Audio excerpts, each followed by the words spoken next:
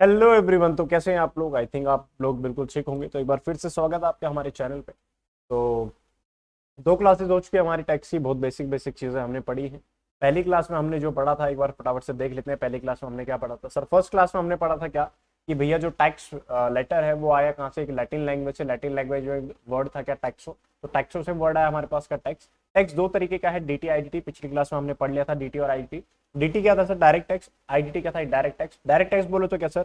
लगाया भी सेम व्यक्ति पे गया है और उसका बर्डन भी वही बियर करने वाला है, that is direct tax. IDT क्या सर? इम्पोज किसी के ऊपर किया गया है बट उसका बर्डन किसी और के ऊपर ट्रांसफर कर दिया जाता है, that is your indirect tax.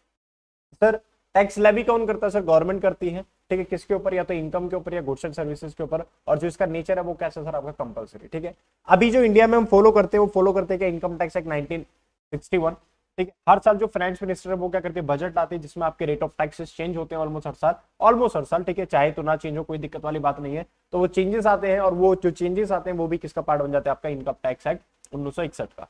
ठीक है, उसके बाद सर हमने बात की थी क्या? उसके बाद की थी हमने क्या कि भैया ये जो टैक्स है वो लगाया क्यों जाता है? तो सिंपली बेसिक सी बातें थी, कुछ तीन बातें पढ़ी थी हमने, अगर आप लोगों को याद हो तो। तीन बातें जो हमने पढ़ी थी वो जो रीजन थे क्या? To provide basic facilities. ठीक है, मल्टीपल गवर्नमेंट को फाइनेंस करने के लिए और प्रोटेक्शन ऑफ लाइफ के लिए। ठीक है, फिर हमने लास्ट क्लास में हमने बात करी थी क्या? लास्ट क्लास में हमने बात करी थी किसकी? आपकी डायरेक्ट टैक्स और इनडायरेक्ट टैक्स की। तो बर्डन इंपोज किया गया सेम पर्सन पे तो डीटी है, इंपोज किया गया किसी पे, बर्डन आया किसी पे तो वो क्या? आपका आईडीटी है। जैसे हमने जीएसटी की बात की थी, लगाया किसी के ऊपर जाता है, बर्डन हमारे ऊपर आता है बट उसको सबमिट कौन करवाता है? वही सेलर करवाता है ना। तो बहुत अच्छा सा एग्जांपल देता, आप देख सकते हो।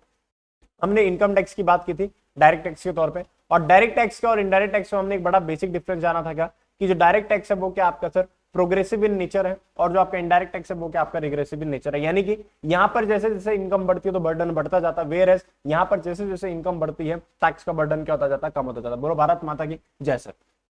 फिर हमने बात की थी कि आपके एडमिनिस्ट्रेशन की। तो भैया एडमिनिस्ट्रेशन जो है मिनिस्ट्री ऑफ फाइनेंस के अंदर एक डिपार्टमेंट है क्या? Department of revenue. और डिपार्टमेंट ऑफ रिवेन्यू के अंदर फर्दर दो डिपार्टमेंट बने हुए हैं, एक सीबीडीटी और एक आपका सीबीआईसी। सीबीडीटी क्या है? Central board of direct taxes. And CBIC का आपका central board of indirect taxes and custom. Because इस टाइम पे हमारे पास दो तरीके के इनडायरेक्ट टैक्सेस है, एक आपका जीएसटी और एक आपका क्या? कस्टम। तो इसलिए सीबीआईसी। बोलो हाँ या ना? यहां तक क्लियर होता क्या? जी सर, हमको बिल्कुल एक एक चीज क्लियर होती है। तो चलते हैं अब हम अगली क्लास में, that is your chapter sorry class number 3। चलिए सर, तो स्टार्ट करते हैं आज की क्लास। तो आज हमने क्या पढ़ना है मैं पहले वो बता दूं आप लोगों को कि आज की क्लास में हम कवर क्या क्या करने वाले हैं, ताकि आप अकॉर्डिंगली इस क्लास को देखें या ना देखें, दैट्स ऑन यू। तो बाकी मैं बोलूंगा कि देखना जरूर है आप लोगों ने। तो ये हम पढ़ चुके हैं इतना अभी तक। एडमिनिस्ट्रेशन पढ़ लिया हम लोगों ने। सोर्सेज सॉरी ये डायरेक्ट टैक्स इनडायरेक्ट टैक्स हमने पढ़ लिया है। ये एडमिनिस्ट्रेशन ऑफ टैक्स लॉज हम बता चुके हैं। फिर ये लिखा हुआ sources of income tax laws in India, तो इसके ऊपर मैं बात नहीं करूंगा, ज्यादा चर्चा नहीं करूंगा। थ्योरी है तो आप पढ़ के भी काम चला सकते हो। बाकी मैं इसके लिए एक सेपरेट वीडियो बना के डाल दूंगा या अगली क्लास में रिकॉर्ड कर दूंगा। आज मेरा फिलहाल इसको रिकॉर्ड करने का मन नहीं है। ठीक है, तो चर्चा करेंगे उसके ऊपर पर बाद में करेंगे। ठीक है, आज जो मैं पढ़ाने वाला हूँ वो आपको कुछ बेसिक डेफिनेशंस कवर कराने वाला हूँ। तो देखते हैं जरा। Basic principle for charging income. ठीक है, आज हम पढ़ने वाले हैं basic principle for charging income. इसके अंदर जो जो डेफिनेशंस आने वाले हैं आज हम उनको कवर करने वाले हैं। सेक्शन 4 है ये किसका? इनकम टैक्स एक्ट 1961 का। तो देखना जरा क्या बोलता है। The income of the previous year of a person is charge to tax in the immediately following assessment year. क्या बोल गया सर? सर एक तो बात बोल गया प्रीवियस ईयर, तो मेरे को आपको समझाना पड़ेगा व्हाट इज प्रीवियस ईयर। एक ये बोल गया पर्सन, तो मेरे को पर्सन समझाना पड़ेगा। फिर मेरे को समझाना पड़ेगा आपको क्या? Assessment year. तो ये बेसिकली ये तीन बातें मैं आज क्लास में आपको समझाने वाला हूँ। ठीक है, क्या असेसमेंट ईयर क्या है, आपका प्रीवियस ईयर क्या है, एसएससी किसे कहते हैं। तो आज हम इसके बारे में चर्चा करने वाले हैं। फिर देखेंगे आगे क्या क्या चर्चा होती है। फिलहाल के लिए ये तीन टॉपिक मैं आपको समझाने वाला हूँ। तो देखना जरा। कहता है sir assessment year section 2 subsection 9। किसी भी जनरली आपको जो डेफिनेशन है वो सेक्शन 2 के अंदर मिलेगी किसी भी लॉ के अंदर, तो जानते हैं। कहता है sir assessment in year means, अभी लिखा गया है, थोड़ी देर में बात करेंगे। अब आपको सिंपल सा समझाता हूं मैं। देखो तीन बातें मैं समझाने वाला हूं आपको, असेसमेंट ईयर, प्रीवियस ईयर और फाइनेंशियल ईयर। ठीक है, समझो जरा, समझो जरा सर।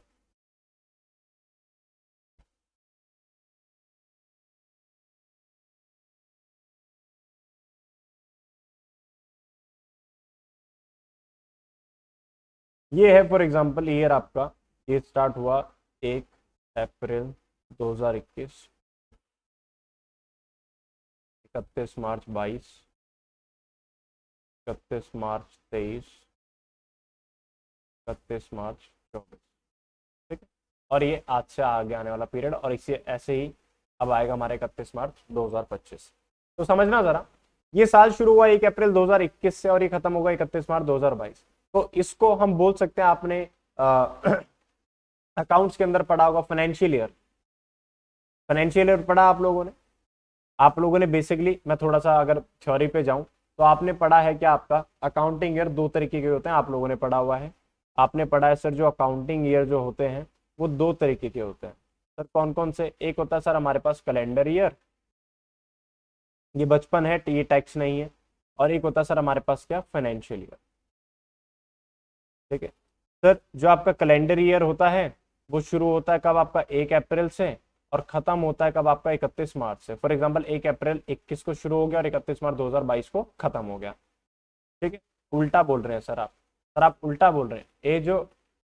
ये बात है, ये बात है, ये बात यहाँ आएगी, ठीक है। सर ये होता है आपका क्या, फाइनेंशियल ईयर। और मेरे जो कैलेंडर ईयर होता है वो कब शुरू होता है, ये शुरू होता है सर 1 जनवरी को, और सर ये खत्म होगा कब, आपका 31 दिसंबर को। समझ गए, आया ना? तो ये जाना है आप लोगों ने। तो फाइनेंशियल ईयर कब शुरू होता है सर, 1 अप्रैल को शुरू होता है हर साल, और 31 मार्च को क्या हो जाता है, खत्म हो जाता है। तो ये बात आपने बचपन में जानी थी। तो फाइनेंशियल ईयर आप बहुत अच्छे तरीके से जानते हैं, तो मैं इसको फाइनेंशियल ईयर मैं कह सकता हूँ क्या, 2021-22। बोलो कह सकता हूँ कि नहीं? हाँ जी बोले कह सकते हैं, जिसे कह सकते हैं। ऐसे ही सर इसको मैं कह सकता हूँ आपका क्या, फाइनेंशियल ईयर 2022-23। सर ऐसे ही इस वाले को मैं कह सकता हूँ क्या, फाइनेंशियल ईयर 2023-24। और ऐसे में इसको कह सकता हूँ क्या, फाइनेंशियल ईयर 2024-25। सर अपन लोगों को इतनी बात तो क्लियर हो गई कि भैया फाइनेंशियल ईयर का मतलब क्या है। तो एक बार फाइनेंशियल ईयर की डेफिनेशन देख लेते हैं। कहता है according to section 221 of the general clauses act 1897, a financial year means the year commencing on the first day of April. Hence, it is a period of 12 months starting from 1 April and ending on 31 March of the next year. It plays a dual role, that is assessment year as well as previous year. ये क्या बात बोल रहा है, अभी इसके बारे में बाद में बात करेंगे। अभी हम लोगों को फाइनेंशियल ईयर क्लियर हो गया, ठीक है। फाइनेंशियल ईयर हम लोगों को क्लियर हो गया। बोलो हो गया क्या नहीं? आया ना? हो गया सर, हो गया। अब हम बात करते हैं किसकी, आपके असेसमेंट ईयर की और प्रीवियस ईयर की। देखो क्या होता है, जो प्रीवियस ईयर की जो इनकम होती है वो असेसमेंट ईयर में टैक्सेबल होती है, इसमें टैक्स भरते हैं हम जनरली, या कैलकुलेट करते हैं। सर क्या बोला, समझो जरा। जैसे अभी इनकम टैक्स रिटर्न का जो सिलसिला है वो चालू हो चुका है। 24 अप्रैल 2024 के दिन मैं ये वीडियो बना रहा हूं, तो इनकम टैक्स इस साल की भरनी चालू हो गई है। तो अभी जो हम फॉर एग्जांपल, मैंने आज के दिन एक आईटीआर मैंने फाइल की थी, आज है 24 अप्रैल 2024। क्या मस्त डेट है, मैंने तो अब नोटिस करा, 24 अप्रैल 2024, ठीक है। यानी कि मैं कौन से फाइनेंशियल ईयर में हूं, मैं जो फाइनेंशियल ईयर में हूं मैं हूं सर 24-25 में। समझ गए? अभी जो इनकम टैक्स रिटर्न जो भरी जा रही है वो कौन सी पीरियड की भरी जा रही है, आपको पता है? इस इनकम टैक्स रिटर्न में जो इनकम्स होंगी वो जो दिखाई जाएंगी, जिनके ऊपर मैं टैक्स बेसिकली भर रहा हूं या कैलकुलेट कर रहा हूं, वो कब की रखी जाएंगी पता आपको? पिछले साल की। पिछला साल कौन सा है सर? 2023-24। यानी कि 1 अप्रैल 2023 से लेकर 31 मार्च 2024 तक मैंने जितना भी कमाया, जितना भी खोया, या जितना भी प्रॉफिट हुआ, जितना भी नुकसान हुआ, वो सब मैं उस इनकम टैक्स रिटर्न के अंदर बताता हूं। समझ गए? तो भैया इस साल की जो इनकम है वो मैं कब भर रहा हूं सर? 2024-25 के अंदर। तो भैया जिस साल में ये आईटीआर भरता हूं उसको हम बोलते हैं आपका क्या सर? उसको हम बोलते हैं क्या सर? आपका असेसमेंट ईयर। जिस साल मैं आपकी इनकम का क्या कर रहा हूं सर? असेसमेंट कर रहा हूं, आपकी इनकम को क्या कर रहा हूं? कैलकुलेट कर रहा हूं। वेयर एज 2023-24 को हम बोल देते हैं आपका क्या? Previous year. इसको हम बोल देते हैं आपका क्या? Previous year. तो इसीलिए बोला गया उस डेफिनेशन में क्या, कि income of a previous year is taxed on the assessment year. देखो जरा क्या बोला था ऊपर, income of a previous year, ये बोल दो, is charge to tax in the immediately following assessment year. इनकी पिछले साल की इनकम पे जो हम टैक्स कैलकुलेट करते हैं या भरते हैं वो कब करते हैं सर? इस साल। तो इस साल को मैं बोलूंगा कि आपका असेसमेंट ईयर, और पिछले साल को मैं बोलूंगा कि आपका प्रीवियस ईयर। और फाइनेंशियल ईयर सर दोनों ही फाइनेंशियल ईयर है, ये भी फाइनेंशियल ईयर है, वो भी फाइनेंशियल ईयर है। भाई फाइनेंशियल ईयर तो सारे के सारे है ना, आप समझो जरा। अगर अगर ये मेरा असेसमेंट ईयर है, अगर ये मेरा असेसमेंट ईयर है, तो इसका प्रीवियस ईयर कौन सा होगा सर? ये वाला। बोलो हाँ या ना। अगर ये मेरा असेसमेंट ईयर है तो इसका प्रीवियस ईयर कौन सा होगा सर? ये वाला। अगर ये मेरा असेसमेंट ईयर है तो इसका प्रीवियस ईयर कौन सा वाला होगा सर? ये वाला। सिंपल, इतनी सी बात है, बस इतनी सी बात है फाइनेंशियल ईयर की, असेसमेंट ईयर की, और किसकी? आपकी प्रीवियस ईयर की। प्रीवियस ईयर की जिस साल की इनकम को कैलकुलेट कर रहा हूं, असेसमेंट ईयर जिस साल में कैलकुलेट कर रहा हूं, जिस साल में टैक्स दे रहा हूं, जिस साल में मैं आईटीआर फाइल कर रहा हूं, सिंपल शब्दों में that is your basically assessment year. और जिस साल की भर रहा हूं that is your financial year. बोलो हाँ या ना। क्लियर होता है क्या? बोलिए सर। हाँ जी। अभी सर ये पर्सन क्या है, यहां पर वैसे एसएससी लिखना चाहिए था, अभी इसके बारे में थोड़ी देर में बात करेंगे, ठीक है। अभी हमारी डेफिनेशन के तौर पे कौन कौन सा क्लियर हो गया सर? अपन लोगों को क्लियर हो गया भैया असेसमेंट ईयर क्या है, पढ़ लेते हैं। Assessment year means the period of 12 months commencing on the first day of April every year. It is the year just after the previous year in which income earned in the previous year is charge to tax. That is assessment year 24-25 is a year which commences on 1 April 2024 and ends on March 31, 2025. Income of an SSC earned in the previous year 23-24 वाली कब assess की जाएगी? इस साल। समझ गए? समझ गए सर? जी सर समझ गए।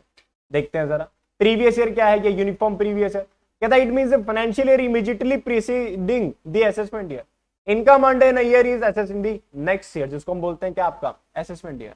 The year in which income is earned is known as previous year and the next year is in which income is assessed is known as assessment year.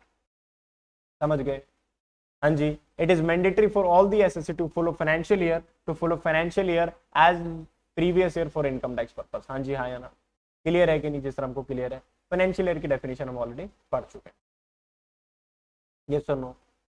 Yes और नो? सर रूल क्या कहता है, basic principle क्या कहता है कि पिछले साल की जो इनकम है, पिछले साल की जो इनकम है वो कब चार्ज की जाएगी सर? अगले असेसमेंट ईयर, यानी कि जस्ट उससे अगले next assessment year, immediately following the assessment year, like 23-24 का 24-25 में। सर इस रूल के कुछ एक्सेप्शन है सर। देखो जरा, मैंने इनकम कमाई पिछले साल, मैं टैक्स भरूंगा इस साल, समझिए। एडवांस टैक्स भी भरा जाता है हालांकि, पर एक्चुअल टैक्स की कैलकुलेशन अब पता चलेगी, क्योंकि पिछले साल एक्चुअल में मैंने कितना कमाया वो मुझे इस साल पता चलेगा ना, जब वो साल खत्म होगा। समझ गए? अब समझो जरा, इस रूल के भी कुछ एक्सेप्शन है। क्या है देखो जरा, कहते हैं exception to general rule that income of a previous year is taxed in its assessment year. इसके एक्सेप्शन यानी कि ये ऐसे केसेस में बता रहा हूं जब इनकम कमाओगे, जिस असेसमेंट ईयर में कमाओगे उसी साल आपसे टैक्स भरवा देंगे सर। है सर? जी हाँ। क्यों सर? कुछ भी हो सकता है, कल को आप भाग गए, कल को आपने जमा नहीं कराया, धोखाधड़ी करी, गवर्नमेंट को डाउट है कल को आप पैसा नहीं दोगे, टैक्स नहीं दोगे, तो इसलिए हम आपसे इसी साल ले लेंगे। हैं जी सर? सर बताओ कैसे कैसे केसेस है। पहला, income of non resident SSC from shipping business. Sir non resident कौन होता है, इसके ऊपर भी एक सेपरेट चैप्टर आएगा। फिलहाल के लिए समझो नॉन रेजिडेंट का मतलब क्या है, जो भारत का निवासी नहीं है उसको बोलते हैं नॉन रेजिडेंट। फॉरेनर्स बेसिकली उनको बोलते हैं भी फिलहाल के लिए नॉन रेजिडेंट। एक नॉन रेजिडेंट की इनकम जनरेट हुई इंडिया में किससे? शिपिंग बिजनेस से। शिपिंग समझते हो, शिप्स जो आते हैं, ठीक है, उससे पैसा कमाया उसने, तो हम उसको बोलेंगे भाई सुन इधर, पैसा कमा लिया, इंडिया में कमाया, टैक्स देके जा। वो कह रहे नहीं अगले साल आके दे दूंगा, मेरे को भरोसा नहीं तो अगले साल आएगा, जा पहले दे और जा। समझ गए? तो क्या है? Income of non resident from shipping business. समझ गए? Income of a person who is living India either permanently और फॉर अ लॉन्ग पीरियड।